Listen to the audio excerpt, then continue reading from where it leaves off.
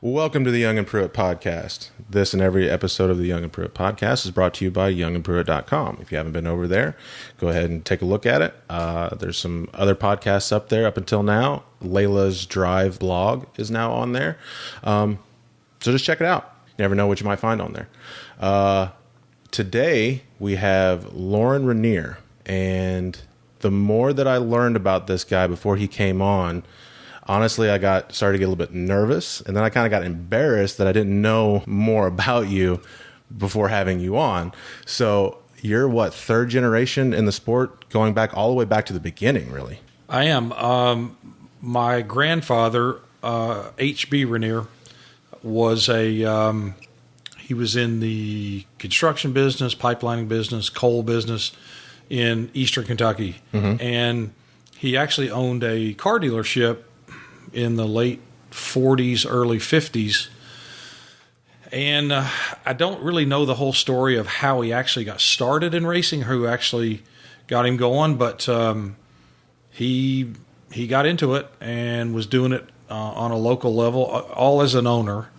And he kind of teamed up with a guy named Johnny Patterson from Huntington, West Virginia. They did a lot of dirt track racing together and at the time modified style racing together.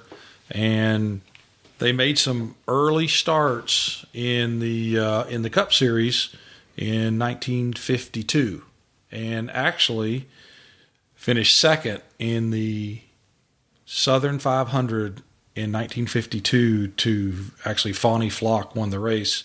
Johnny Patterson was second, and my grandfather, H.B. Ranier, was the owner, and that's 65 years ago. Wow. So I've never in my life, I was born in the mid 60s. I've never not been around a race car ever in my life. So racing is, it's all I've ever done is car racing or horse racing. I've never done anything else my entire life, and I'm over 50 years old. I started going to races in '84. Mm-hmm. But never in the garage. This is right. I was born in '86. There you go. I got shoes older than you. So the horse racing, was that also like a hobby that he did, or? That was more my dad. Yeah. My grandfather passed away actually at a young age, 56 years old in 1972. And at that time, they were my grandfather, my father were in the coal business pretty big in eastern Kentucky. And what they did is they periodically race a little bit through the 50s and 60s, but mainly in ARCA in the 60s. And ARCA was at a kind of a different level than it is now. Mm-hmm. You had ARCA, USAC Stock Car Series, and then you had the NASCAR. At that time, it was called Grand National Series, which is now Cup. And they raced. They made Cup starts, but they mainly focused on ARCA because it's, kind of in the Midwest, mm-hmm. where we were from. And they were pretty successful through the 60s, especially the late 60s. And so that, they were racing and working and, coal mining and struggling and just, trying to stay alive in business. And they both had passion for racing. And so, like they said, we had to work. They'd say we have to work a little bit so we can race a little bit, So that kind of went on and on and on throughout the 60s, and then on into the 70s. My grandfather died in 72 at 56, so my dad took over the business at a pretty young age. I think he was about 35 years old when he took over the business. And both of you guys are too young to remember this, but there was a big oil embargo, like in the early 70s, and mm-hmm. it made the gasoline prices go up. And so they were in position. They were mining a lot of coal, not really making very much money, but the coal prices quadrupled per ton. So they went from like $9 a ton to $40 a ton. Wow. In 1973. And mind you, these are 1970s money, so this is a big deal.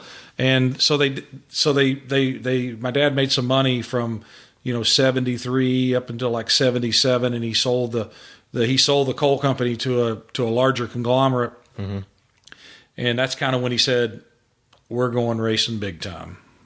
We're going big time. It's a well-timed embargo. Well, that's right. Exactly. So so end of 1977. Now, through that period in the 70s when he was making money, he was helping drivers like Jim Vandiver, who was a local driver here in North Carolina that raced in the Cup Series, ARCA Series, and then he was helping Lenny Pond, who was from the Richmond, Virginia area, and he helped him out. So the first year that he built what became Ranier Racing was 1978, was the first year, and he actually ran Lenny Pond that first year. And he kind of built this super team. He had Waddell Wilson, Herb Nabb, and all these other great mechanics on this team. And they didn't have a whole lot of success with Lenny. Lenny was more of a short track driver and didn't really fare as well on the speedways, other than he did get his first and only win at Talladega in 1978, which was our first win as a Cup team. And so then after that, he was trying to get Darrell Waltrip and then Bobby Allison. That didn't work out. So he ended up in 1979 with Buddy Baker. And Buddy drove for my dad for 2 years and had a pretty good year in 1979, won 3 Cup races. And then in 1980 really didn't win as many races because we only ran a limited schedule, but he did win the Daytona 500, and that's in the famous Gray Ghost, the one that Dale Jr., it's his favorite car. Mm-hmm. Well, that was my dad's car. And so that was 1980, and that's still the fastest Daytona 500 ever. And probably will be now that we have stage racing, and caution was 177 miles an hour average for 500 miles. And not the fastest 500-mile race, because I think they had one at Talladega that went caution-free that averaged like 188, but that's the fastest Daytona 500 ever. And so anyway, that's kind of a rough history of, my family's been in racing for a long, long, long time. So getting, to your original question, third generation, it definitely third generation. Mm-hmm. I've done it all my life and lots of history and, goes on and on. But you were mostly involved with the horses, right? I was involved in both. I wasn't involved day to day because I was so young. When my dad started the Cup team in 1977, I was 12 years old. So, but I was involved. Basically, when it come to racing, I was so kind of just into racing, enamored by racing, involved, engulfed in it as a young kid that, if he took a step or he had a meeting or he had a phone call, literally I was at the meeting. Whatever step he took, I took. If he had a phone call at night, I would literally sit and listen to him talk on the phone to, Buddy Baker, Waddell Wilson, Bobby Allison. If he had a phone conversation, I literally would just listen. He hangs up the phone and he has to recite the whole phone conversation to me, and then I have to put my input in as well. So that's literally, and that was at 15 years old. Literally, that's how into it that I was. That's how into it that I was. Wow. Mm-hmm. So you could say that, you could probably use the word obsessed by racing. Mm-hmm. And it's funny now, I'm 52 years old and I'm still, my mind still thinks the same way. I mean, I wake up every day and think about, how much I love racing. And I love racing as much as I loved it when I was a kid. I probably could have got into a lot of other things, made a lot more money and whatever. Mm-hmm. But it's like, they always told me that, when your recreation and your occupation are the same thing, you're usually pretty happy. You know what I mean? So I just said, you know what? I love racing. Racing's my life. And that's what I'm going to do. And I'm committed. And that's what I've done for the last 35 years, So when you were 14, did you know like this was going to be a big thing? This was going to continue to spiral into a giant sport? You mean Cup racing in general? Yeah. NASCAR in general? At that time it was very regional. It was a southern sport that had, northern swings, western, not even a swing, but western races, Riverside, Ontario, places like that we raced in those times. And then you went up north, and even, way before my time, they had times where they would go up north for 3 weeks at a time and race 3 times a week, mm-hmm. Like in the 60s.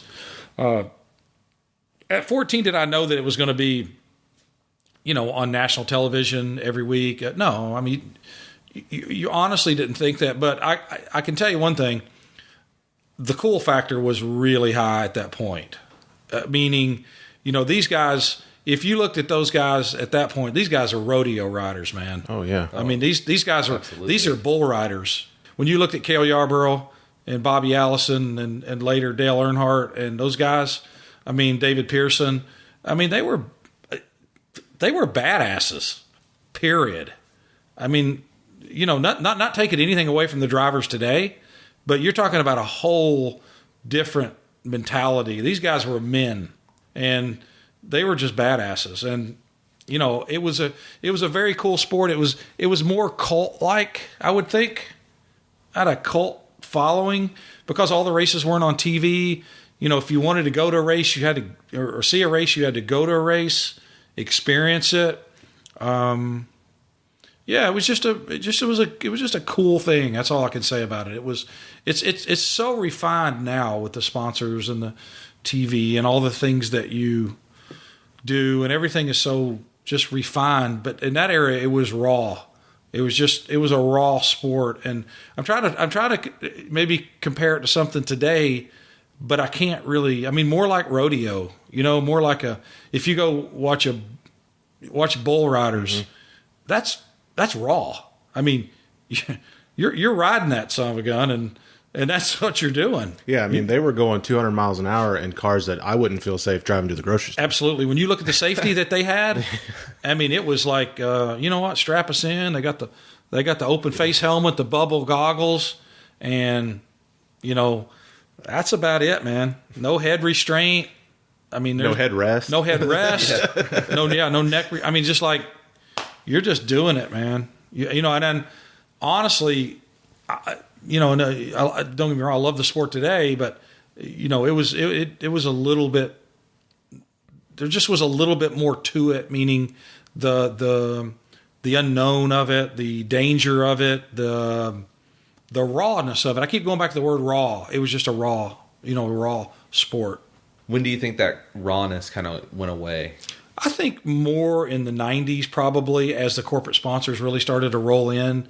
Everybody was worried about how they looked and how they spoke and how they projected. And then honestly, the big TV contract that started in 2000, I think, that really took the sport to another level. And it did take it to another level because it took it to everybody.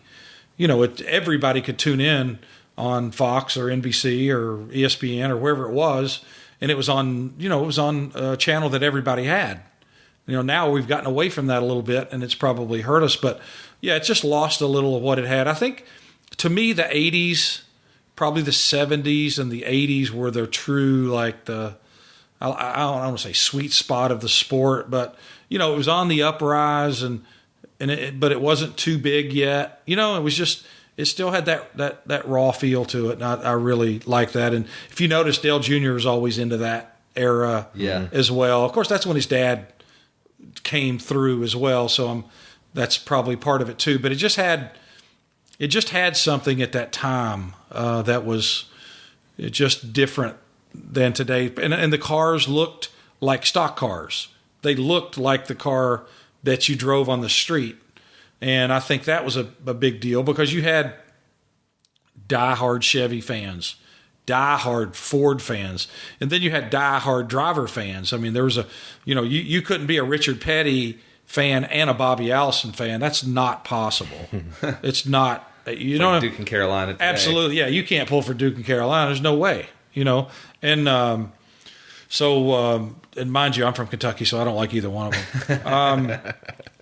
But you couldn't, it's just like there was just division, and then, which I think is good because people pick sides and people like their guy and people like their car, and also too, I think at that point too, it was truly a car culture. So, I grew up, in the late 70s, early 80s when I went to high school, and you couldn't wait to turn 16 and get a car. And not only did you get a car, you knew every car. You knew every Camaro, every Trans Am, you knew every car that you thought you might get or want. And it was a car culture. And unfortunately, technology with kids today, we don't live in a car culture. We don't. We live in a technology culture, and I think that's affected. It's affected racing. Oh, I agree with that. Yeah. It's like the symbol of freedom used to be the car, and now it's the cell phone. And now it's a cell phone or an iPad.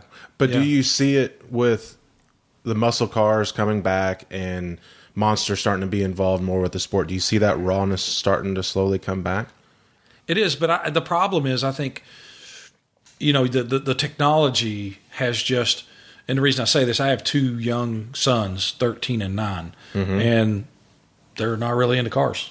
They're not really into racing. They're into technology, and they're into swimming, and they're into basketball, and they're into, they know racing, and they've been around racing their entire life, but they're more into their technology and more into their, into the things that they're doing. And then also too, I think we have to, kind of have to realize too is, we live in an age of instant information.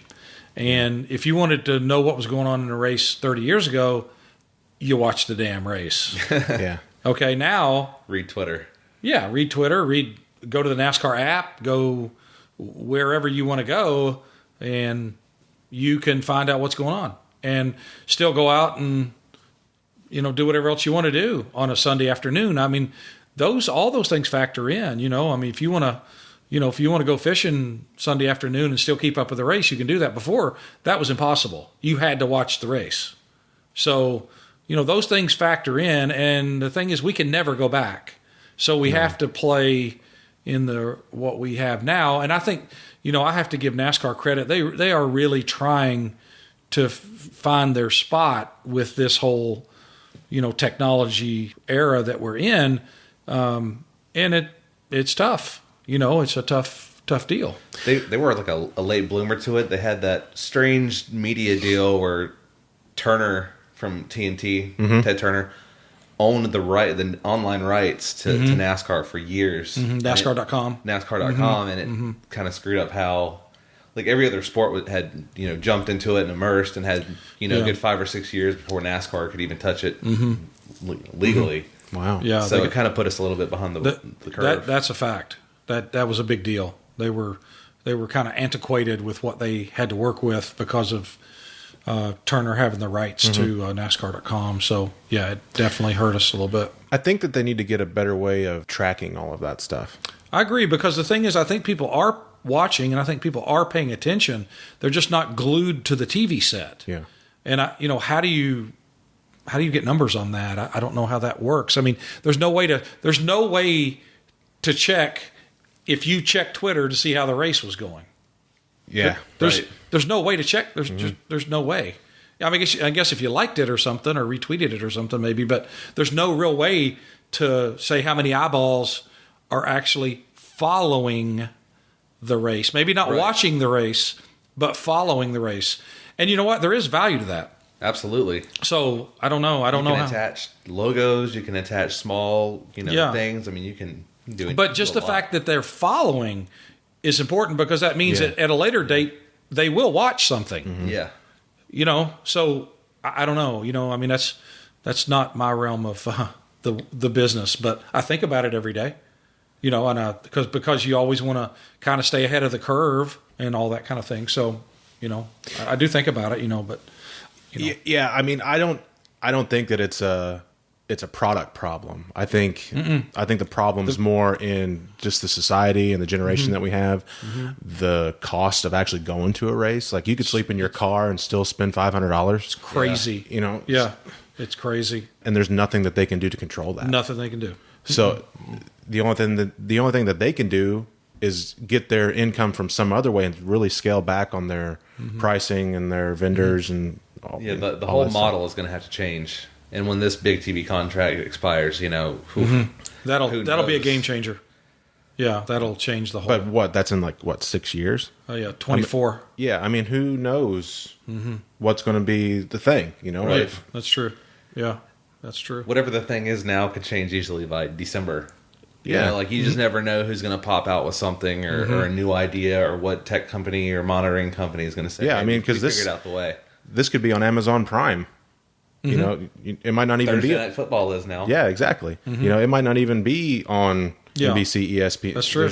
There's no way. Yeah. But then I think if you do that to where you're more of a subscription based platform, you'll be able to track it a little bit better. But I think that also alienates a lot of your core when you're doing that. Yeah, and then also what you're forgetting about too is it totally kills your sponsorship packages. Your sponsorships are gone. So then if that's the case, then NASCAR, if they were to go to an Amazon Prime and a subscription thing, then you'd have to get into the whole thing that Major League Baseball, NFL, and NHL and all that is you have to revenue share. You have to literally revenue share with the teams. Yeah. You have to support the teams with all of that added income to where they're not dependent on, Lowe's and Target and Home Depot and all that stuff because they're not going to be there for something where the ratings are that narrow to a subscription. But you know what I mean? You're on the wrong side of the funnel there. Yes, sir. Yes, sir. And that's going to have to be addressed too because last week Denny Hamlin caught a lot of flack over that article that he. But let me tell you something.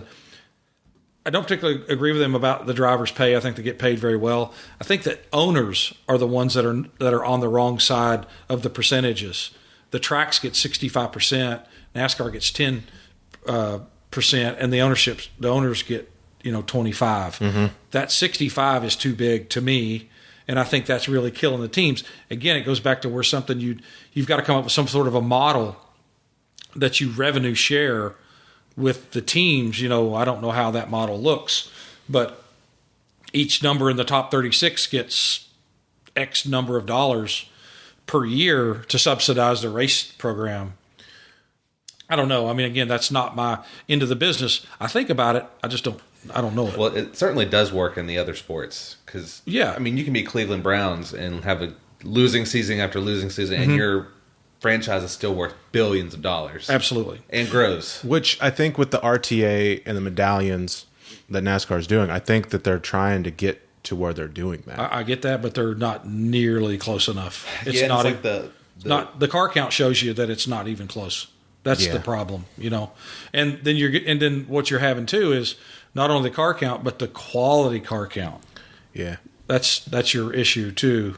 Is these are things that will be addressed in the next 5 years. They'll have to come up with something because when this TV contract runs out, I don't see, unless it goes to an Amazon Prime or Netflix or whatever, that they generate $100 or $830 million a year like they are now. Mm-hmm. I don't know how they're going to do that with the numbers that they have right now. I don't know that those numbers will be the same. Sure. I've seen it thrown around, who would pay $20 a month to keep up and watch every race and have it in a single place. But, we still have decent ratings, and we get, 3-4 million people watching. Mm-hmm. But how many of those people would actually pony up to $20 a month? I would, but I'm not sure many. Yeah, not many. Well, you say the 3 or 4 million, you got to remember we used to get 4.0s and 4.5s all day back in the day. And that's what these sponsors were signing up for. The Targets and those type of sponsors, well, those numbers don't exist anymore. Yeah. So that's a major problem with this sport. I mean, you run into that with popular sitcoms. Absolutely. Don't even get everything's so targeted and so segmented now. Mm-hmm. You have so many entertainment options that everybody spreads all of their watching time around many avenues. Like even young kids now, and you can go and I know you have kids. They don't watch TV. No. They watch YouTube, and they watch what they want to watch when they want to watch it. They don't watch TV. They watch their iPad. I can say that exactly because she's got a big TV in her room, and it's never on. She'll be sitting in her bed. She'll have her tablet kicked up over there. She'll be doing her homework, and the TV will be on the tablet. That's exactly right. Yep, and my kids have two huge big screen TVs up in their play area and their big room, and they have their iPads. And you know what? They don't watch TV. They have YouTube on there, and they have NBA 2K18. That's and they can tell you every player in the NBA, every draft, every player, and that's what they do. Who's their team? Charlotte for sure. Okay, and then obviously Golden State because of Steph Curry. One likes Golden State, and the other one likes Cleveland. So you kind of do have to pick but they both like The Hornets. Sure. Yeah. And then, see, we had a huge draft for us being Kentucky fans, we got Malik Monk here from University of Kentucky. Yeah. So that was, we got Monk shirts and the whole deal. You know what I mean? The whole jerseys and the whole thing. So yeah, it's a big deal. So did you try to involve them into racing as much as? I let them do their own thing, but my dad didn't. My love for racing came because I loved it. Nobody taught me to love it. Nobody taught me to be passionate about it. From the time I saw a race car till today, it's literally been my passion. And I was fortunate too. When I was 5 years old, one of my uncles raced locally up in Kentucky, and so I spent a lot of time Saturday night racing with him as a little kid. And I got to, be around racing, not only my grandfather's cars, my dad's cars, but literally go racing with my uncle on specific dirt tracks and pavement tracks up there that we went to. And he was kind of a local legend guy. He just was a big winner up in that area. So I got to do that as a kid too. So I had a feel for it, and I just loved it and had an eye for it. I never was mechanical. I never was I like the part of, the people and the pieces and the, meaning if we hire this guy and this team and this crew chief, that's the part I like. The ownership side of it. That's what I liked. And Never drove? I raced car. I was a really good karter. Ran outlaw dirt carts, go-karts as a teenager, and I was really, really good at it. I was really good at it, and I actually went to 1985. I went to Buck Baker's driving school when it was kind of a real driving school at Rockingham, and really went really, really fast. And Buck, obviously Buck knew my dad really well because Buddy drove for him, and so he said, "Man, you need to come back to the advanced school at Atlanta." And I'm like, "Nah, I'm good. I'm not interested in being a driver. I just wanted to do it just for fun." And I just didn't want to drive. To me, the driver is only one part of it. I like the whole thing. my idol was Roger Penske. I want to be Roger Penske. Those are the guys. That's the guy. When I grew up, the guys Roger Penske, Junior Johnson, and my dad. That's I want to be that. I want to be those guys.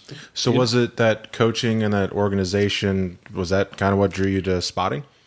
It was. So the spotting thing come around way later. My dad had the team, started the team in 1978, and he owned it for only 11 years, and then he sold the team to Robert Yates. Yeah, Robert Yates. That's where Robert Yates Racing came from.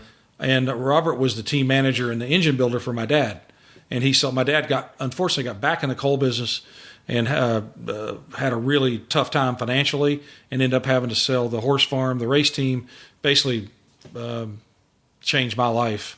So they sold the team to Robert, but so 1988, and then we were out of racing for about 8 years actually, and we decided to try to get back in. And then in 1996, we put a little, at that time, Bush team together for Tony Stewart, and brought Tony Stewart. I scouted Tony and brought him down. So at that time, I was about 30 years old. And back in the day, we didn't really have spotters. You had them, but it was just go up there, and if there's a crash in turn 3, let them know. That's it. You didn't literally spot like you spot now, like what you hear every week. Door bumper clear, wasn't it? No, nothing like that. Because, you understand, they had open face helmets, no headrest. Yeah. They knew, and the cars didn't run like they run now, just like on top of each other. It was just a different style of racing. And then those guys just drove the cars. They knew where they were on the racetrack. They knew who was around them. So the spotting thing didn't really come around to the spotting like we spot now. There's always been spotters, but like we spot now, like in the mid '90s is when it got really, or I'd say early '90s, got really where you had to have a spotter and all that stuff. So I kind of got into that because I was like, what could I do on the team? I'm not mechanical. I'm not gonna build the shocks. I'm not gonna really work on the car. What could I do that would be really beneficial to the team? And I was like, I've watched one car my entire life. I watched that 28 car my whole life, and I feel like I've got a pretty good feel for racing and understand what it takes to win. And I feel feel like I'd be pretty good at it. And so I did it kind of against my dad. At the time, my dad said, well, why are you doing this? I'm like, I want to do it. I was 30 years old. I'm like, I think I'd be pretty good at it. And so I did it. And the first few guys I did it for, they were like, hey, you're pretty good at this.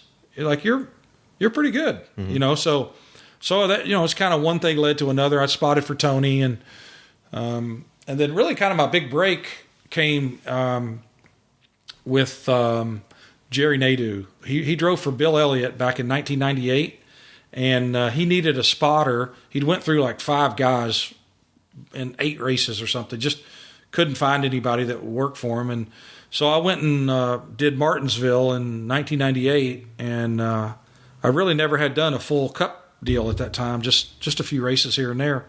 And I did the race, and he goes, I want you for the rest of the year. I'm like, okay, all right, let's do it.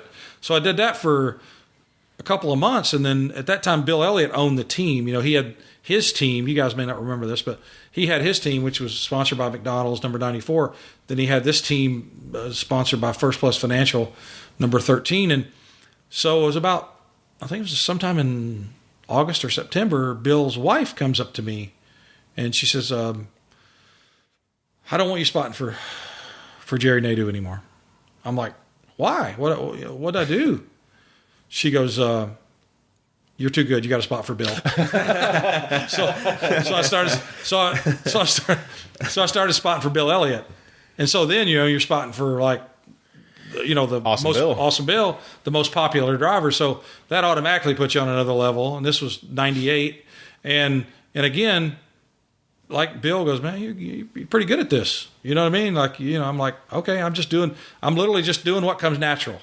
I'm just like watching the race, telling you what I'm seeing, and just doing what comes natural. And that's kind of what I did. And then, one thing led to another. I spotted for Bill for 98, 99, 2000. And then I went to, I helped Chip Ganassi start Chip Ganassi Racing, the stock car team, in 2001. Andy Graves asked me to help him with that program then. And so I moved to Ganassi in 2001, and I started spotting for Sterling Marlin, which was awesome. We, the Coors Light Silver Bullet, it was, and plus we had 2 awesome seasons with him. Nearly won the championship the second year. The first year we finished 3rd and won a bunch of races, and just really, really fun time. And then we had that one race with Jamie McMurray where he filled in for Sterling in 2002. Sterling had wrecked and cracked his neck. Jamie filled in, and his second start we won Charlotte, and I got to spot that race. That was kind of a cool deal. You just take an unknown and win a Cup race was pretty cool. Incredible. Pretty cool. Yeah. They call it one of the biggest upsets ever. And so that was cool. And so the spotting thing just, for me, just was very natural. It was easy. I always tell people it was like watching TV and talking on the phone. It was so, people say, do you get nervous? Does it, this, I'm like, the stuff looks like it's in slow motion to me. Like I'm so in tune with it and watched it for so long that it just was really, really easy.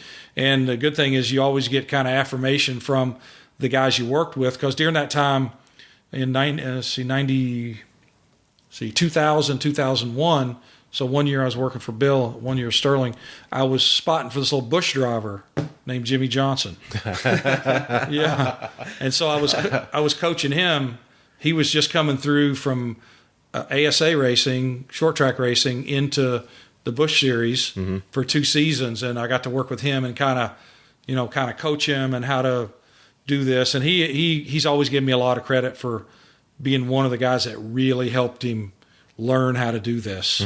And so that's been a really good deal for me. Just that association with Jimmy all these years. It's been. I only spotted for him those 2 years, but those were 2 really, very important years for him. He was kind of a make or break time in his career, and then he got picked up by Hendrick, off of those 2 years, and the rest is history. So that's been pretty cool for me to directly get to work with a guy coach a guy that won 7 championships. And then, I kind of did similar to Tony Stewart. I helped Tony get going. I helped Tony in different ways, not so much coaching, but more. I did spot for him the one year that he ran for us in 96, but I helped him more off the track and kind of helped him get going down here.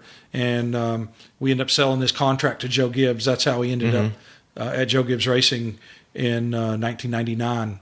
And so for me to get to directly work with, 2 guys that's won 10 Cup championships, that's a pretty big deal for me. It's just a big deal. Yeah, I mean, I was going through the list, and it was just like a who's who. You've literally spotted for Hall of Famers. Yeah, Hall of Famers, and a lot of good young drivers too. I helped with the whole Kyle Larson project over the last few years, and that's been cool. It's kind of like watching Tony Stewart all over again, coming up, and just he's a phenomenal young race car driver. And so it's been fun. I just enjoy and that's really kind of what I do the majority of now is work with young drivers. I'm still working for Chip. I've been with Chip for 18 years now, but I'm kind of just a kind of a consultant role. If there's something that he needs me to do, the last year I spotted full time was 2015 for Jamie. I spotted 10 seasons for Jamie McMurray, and so I'm still kind of just in a consulting role with Chip. I just do a few odds and ends things for him, but it's just one of those deals where you just have a good relationship with somebody. And honestly,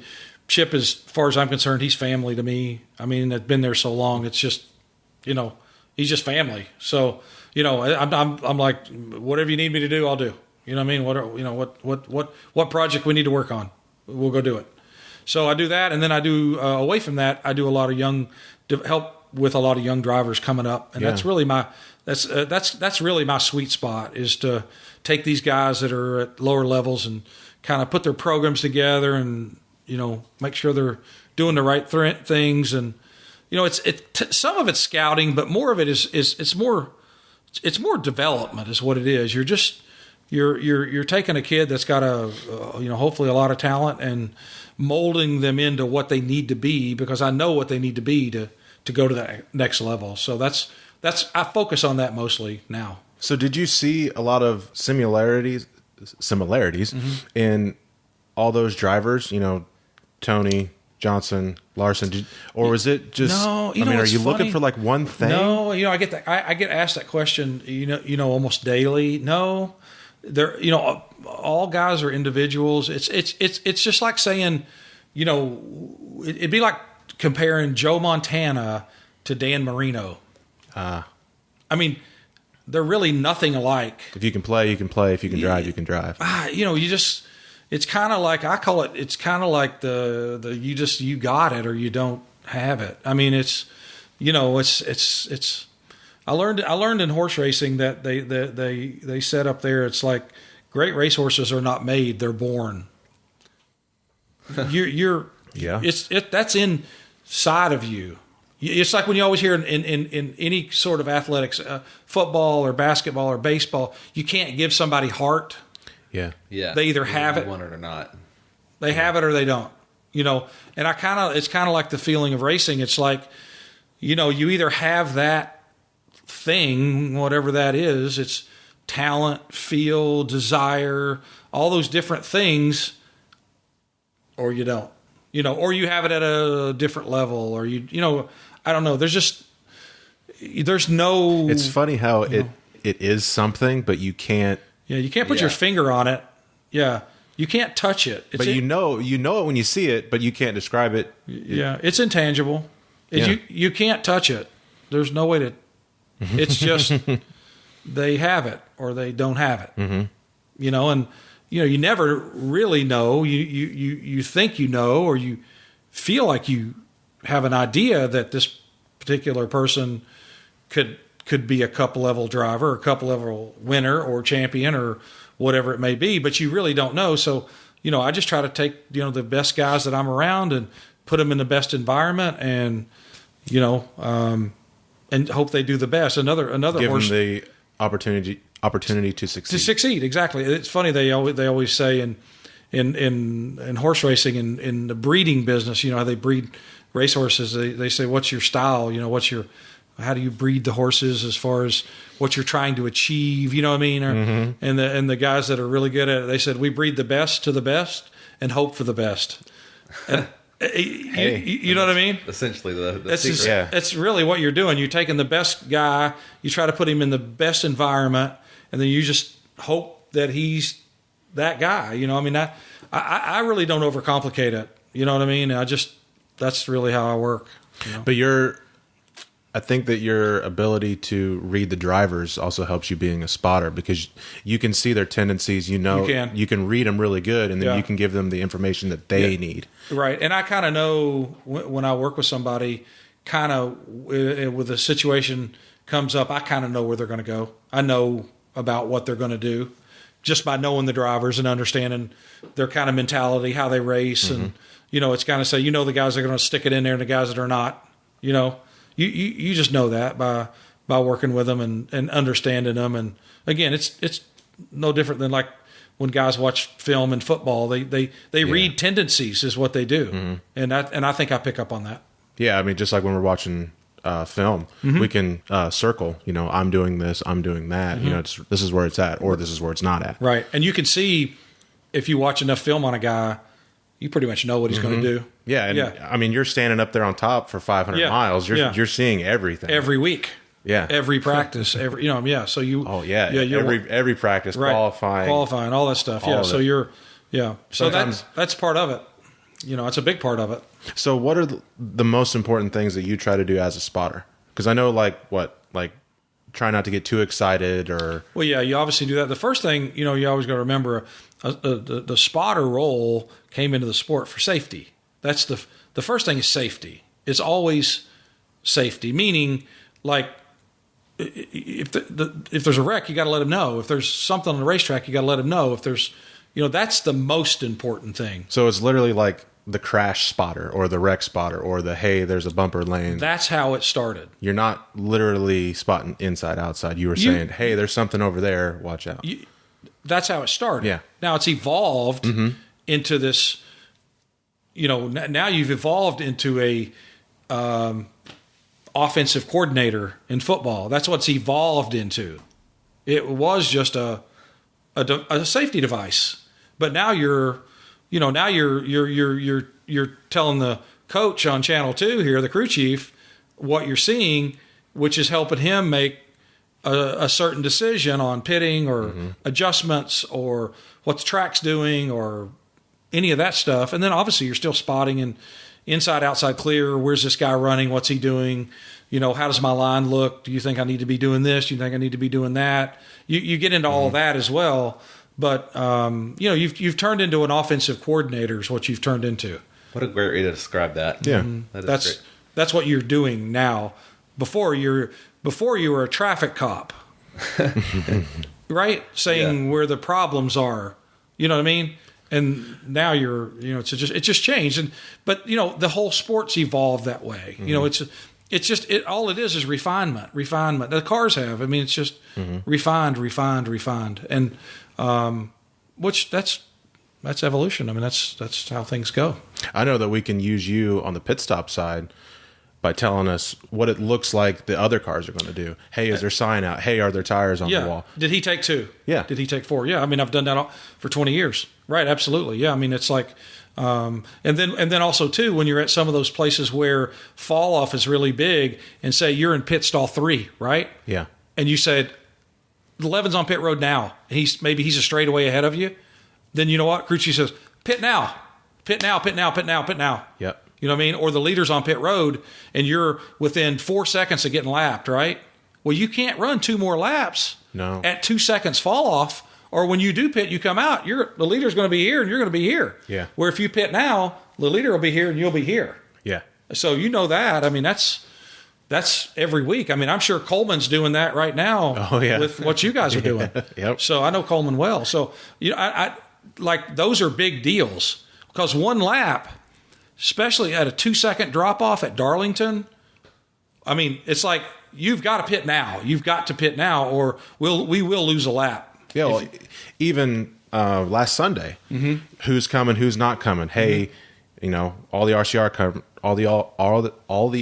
cars are coming. All the Gibbs cars are coming. Right. So you see all that different bit. Right. And you got to get with your group. Like if you're with Trent and those guys and Chris, you got to get with that RCR group. Yeah. You have to stay with that group, or there's a chance if you miss it, you may lose a lap. If you get hung out there by yourself, no one cares. Nobody cares. The only prayer that you have now is the stage. Yeah. There's a caution coming on this lap.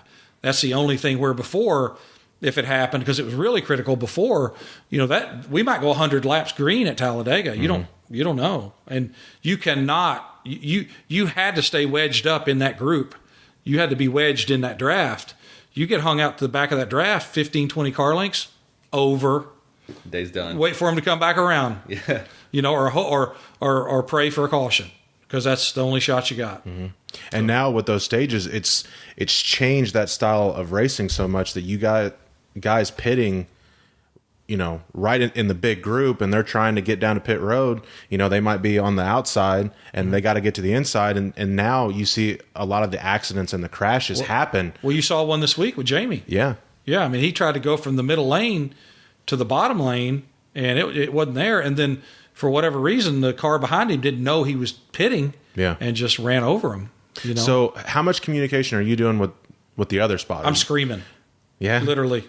At that time, I'm hanging over the rail or running to them and like smacking them on the back. Like, this time I'm pitting, this time. And I'm like, it's like, hitting them, pitting now. Now, you don't want any misunderstanding, because that's what happens. Yeah. If they don't know, you have to be clear, because, those are the time it's, that's game time for you. That's game time. You've got to make sure that everybody around you knows what you're doing. And they do that with me. It's like, you'll be like, you'll point and give them that. And it'll be like, that means I'm pitting this time. And you make that call and make sure that they know that. If not, those are the things that happen. So does it ever get like dicey up there? A little bit. Yeah. Especially if there's some bad moves. And the only thing is, it's a bit of a fraternity. And, because we spend 38 weekends a year together. Well, we did. I don't do it anymore like that. But you're with those guys every single week up there for, 3 days a week. So you've developed really close friendships. Now, is there heated times? Yeah, but hell, everybody fights with their brother, right? So it's just part of it. Heat of battle, right? Exactly. We're here to race. When the flag drops, I mean, we're with our team, and then the friendships are kind of out the window until the race is over. Is there anyone up there to kind of separate you guys, or do you just kind of? I don't think it's not a deal where, that's happened before, and there is an official up there. There's a NASCAR official up there. Yeah, so you go find him. Yeah. If you have a big problem, you just go see the official. But it's self-policing. Everybody's big boys, and you have to treat everybody with a certain amount of respect. Yeah, because you never know when, like, hey, we're leading the race. Can you kind of exactly? That's exactly right. Yeah, that's right. And that all plays out too. It does. So, wow. It's like that sensory overload. Yeah. It's the same one I got with Zach and the same one I got with Timmy. It's just like, the more I hear and the more we talk to you, it's like, man, like, there's never going to be a time where I'm like, I know everything. Well, nobody does that. Not in this sport. It's just, and the thing is too, you're shooting, the thing about this sport, it's so changing that it's like shooting at a moving target. It never stays the same. It's just sometimes you're on the, in the big, as they say, the big circle, and sometimes you're on the top of the circle and middle, and fortunately sometimes you're on the bottom, So where are you at, like, now? Like, where do you see yourself now and then going forward? That's a really good question. I tried thinking I wanted to get into kind of team ownership side of things on the, like, ARCA K&N level. And I kind of realized that that's probably not the place for me to be. I think my sweet spot is really developing race car drivers. I feel like I can do that as good as anybody out there. I don't feel like there's anybody better than me. And I think that's what I really like doing. I'm obviously still with Chip, so whatever projects Chip needs me to do, I'll do. But on what I do kind of on my own is I just love taking this raw talent and kind of molding it and grooming it and, turning it into, as I call, valuable talent, and I love doing that. I just love working with those kids. So as you see this big turnover, big turnover that we have, who do you see is going to be the one to rise to the top? It's good. That's another good question. I can tell you right now, Alex Bowman will be a force to be reckoned with at Hendrick Motorsports.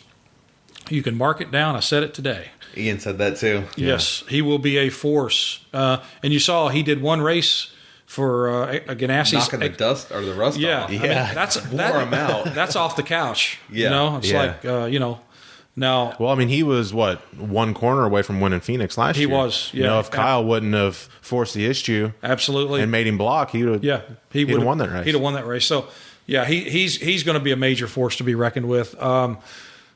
I'm certainly a big fan of Kyle Larson. Of course. He's going to be. Honestly, I think if he makes it to Homestead this year, I don't think they'll deny him that championship at Homestead. Yeah. I don't. Truex has been awesome all year, no question. Their program is, second to none. But you take Kyle Larson to Homestead, where it's just straight up, heads up, mano to mano. Game time. I'm not betting against him. I'm just not betting against him, and that's against anybody. I don't care who it is. That's a pair of guys I love watching. Go back and forth. MTJ and Larson. Yeah, it's good. It's good. Fantastic. And him and Kyle Busch is a good matchup too. Yeah, they're good. They're good. Kyle Larson is going to be like Kyle Busch. He's going to be good for a long time. He's one of the most natural. And again, I've been very fortunate to be around a lot of really good race car drivers. He's one of the most natural race car drivers that I've ever seen. The three, to me, that's the most just natural, just gifted guys were, the first one I was around was Bobby Allison when I was a kid. Mm-hmm. Just could drive anything, anywhere, anytime, and win. Just didn't matter where. And then I was fortunate enough to go kind of recruit Tony Stewart and bring him down here. Same deal. Just the most natural race car driver, could drive anything, any surface, any type of car, dirt track, road course, doesn't matter. Just doesn't matter. And now fortunate enough again to be around Kyle Larson, and he's exactly the same way. Just and those are guys that literally that I've been around. I'm not saying of all guys. Certainly you look at Kyle Busch, and he certainly has those qualities as well. But he's not somebody that I was directly had my hands on. These are guys that I was around as a kid, and then later on in life with Tony, and now with Kyle. So those are the guys that I've been around that I think are just God-given talent, just talent to drive a race car. Seems we get like a new superstar about every 5-7 years. That works out about right. Guy which was going to be my next question. Who do you see of the young kids now, like the Spencer Davises of the world? Who do you see becoming? Yeah, that's a good question right there. Well, you got to give William Byron a lot of credit for what he's done so quickly. I mean, he was 2 years ago. He was in K&N, so he's made this ascension up to Cup really fast, just like Larson did. Mm-hmm. I don't know. It's hard to say. Last year, I got to work with Kyle Benjamin, and you saw how well he's done going to Gibbs. The few races that he's run at Gibbs. Yeah. I got to work with him all last year in K&N and ARCA, and he's super talented. Just to put a name on somebody, it's really hard to do that. There's a lot of just talented kids out there. I mean, I'm working with Sheldon Creed right now. He's a super talented kid that just has amazing car control and just an amazing amount of natural talent to drive a car. But he's got a lot of other stuff he's got to learn to make it to the top level. I don't know. I mean, it's just so hard to say. Too far ahead? It's just too far ahead. I mean, I think all the good ones now are there. Blaney and Chase Elliott and Larson and now William and Bowman and they're there. So we're just going to have to see how this next group shakes out. Mm-hmm. I think that's kind of where we are. We're starting to see like Christopher Bell. Yeah, really Bell, show him he's dominant. He's certainly. I forgot about him. He's certainly a talent. I got to work with him. Actually, spotted for him when he won the Eldora truck race a couple of years ago. Yeah, and he's a super talented kid as well. So he's definitely one. I mean, he's going out of the JGR Xfinity team next year. He'll make some big noise next year. Oh, he's going to hurt some feelings. He will. He definitely will, for sure. Do you find like a hotbed of the country that produces a lot of talent, or is it kind of really just sporadic? Yeah, it is. I mean, the late model guys produce good guys. Eric Jones come out of straight up super late models, and then Christopher Bell come right out of open wheel. Just great drivers are born. It's just a matter of where they go. So I don't put a lot into that. I look at everybody as individuals and try to evaluate them individually. So I don't think any one place has any better talent than any other place. It's just where that, I call them where those 1%ers come from. They could come from anywhere. Yeah. So whoever's capable of mastering the craft. Correct. Yeah. Or just has that they just have that unteachable thing. That's the, it's no different.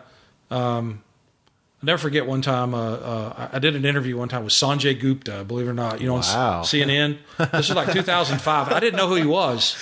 And I was really. And now you're on here. Yeah. Gosh. No, wait a minute. It really wasn't that good an interview. And it actually didn't make the particular show. Uh-huh. He did some sort of a NASCAR show. And he asked me that question. He said, what makes a really good race car driver? And I said, what makes a really good quarterback? I mean, you think about it, and there's so many different, physiques, and some guys are super fast, and like Cam that can run, Newton that can scramble for 20 yards, and then you got guys that can't scramble 2 yards, but yet they're Peyton. Peyton, Tom Brady, but yet they're so effective with what they do. So everybody has their own package. Everybody's got their own thing, and you have to evaluate that. You have to evaluate, do they have that it factor, that 1%, that quality that it takes to be at the top level? It's no different than what those guys are looking for when they draft out of college. Same thing, You kind of just have to narrow down what the definition of good is. Exactly, yeah. Can you get the job done? Yeah, and I think the problem is you don't even look at good. You look at phenomenal. That's that's one way you can kind of eliminate, like 80%. Just this is not a phenom. Yeah. Because it's going to take that. A lot of people can be good. A lot of people very few can be great. Yeah. Exactly. So you kind of start there and cut it to where you're like, oh, there we go. We got about this many we can. I got some material to work with. That's right. Yeah, that's it. So I think that's kind of how I think about it. So I know you got to get out of here. You're going to head up to Millbridge, right? Millbridge, yeah. Right up the street here. Watch a little racing. Are you just going to watch? Or are you scouting? Or no, I've got actually help Andy Houston, who spots for Austin Dillon. His son Clark Houston races, and I kind of help him out a little bit. And for me, it's kind of fun deal just to help somebody. And Millbridge is close to where I live, so I like just going. It's kind of a racing social event because there's a lot of people in racing that have their kids race there. Sure. So we just kind of like hang out, and have fun. Like Steve Letart's there with his son, and it's just a lot of fun. All the fun of being at the racetrack, but none of the pressure. Zero pressure. Yeah, and it's just you're just having a good time, and you're just kind of goofing off. And so I just help Clark Houston out, and those guys a little bit, and just. But at the same time, like the level is like really high. It is. It is for karting. It is. I mean, it's really high, and it's really fun to watch. Yeah. I mean, it's a good show. Yeah, it's like Iowa for wrestling. It is. It's just like we're just out there. Oh yeah, we're just out there having fun. Yeah. But like the guy who finishes last could win anywhere else in the country. Yeah, no doubt. Yeah, it's really good. So we have a good time with that, and I always do stuff like that. Just just like again, I don't do much else. Just racing that's what I do.